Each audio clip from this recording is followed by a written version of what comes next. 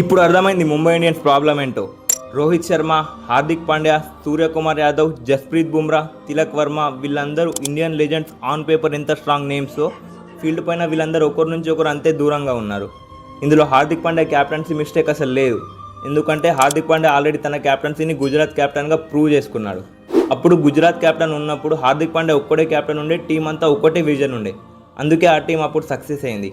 Same like Shreyas Iyer captaincy for uncapped players in Punjab Kings. ఇప్పుడు హార్దిక్ పాండ్యా రోహిత్ శర్మకి ఏ అప్రోచ్తో batting చేయాలి అని చెప్పలేడు. సూర్యకుమార్ యాదవ్కి ఫ్రీగా సజెషన్స్ ఇవ్వలేడు. జస్ప్రీత్ బుమ్రాకి బౌలింగ్ ఎలా వేయాలో అని అస్సలు చెప్పలేడు. అందుకే ఇప్పుడు ముంబై ఇండియన్స్ 5 టైమ్స్ ఛాంపియన్ అయిందంటే అప్పుడు 1 క్యాప్టెన్ ఉండే, రోహిత్ శర్మ, ఒకటే అప్రోచ్ ఉండే. అందుకే అప్పుడు అంత సక్సెస్ అయింది. ఇప్పుడు ముంబై ఇండియన్స్ మళ్ళీ అంతే సక్సెస్ అవ్వాలంటే 1 టీమ్ 1 అప్రోచ్గా ఆడాలి. అప్పుడే ముంబై ఇండియన్స్ మళ్ళీ స్ట్రాంగ్ కంబ్యాక్ ఇస్తుంది. నేను ఎవరిని క్రిటిసైజ్ చేయట్లేదు, దీస్ ఆర్ మై అబ్జర్వేషన్స్ అంతే. మీ అబ్జర్వేషన్స్ ఏంటో కామెంట్లో చెప్పండి. ఇలాంటి క్రికెట్స్ వీడియోస్ కోసం ఫాలో అండ్ సపోర్ట్ చేయడం మర్చిపోవద్దు.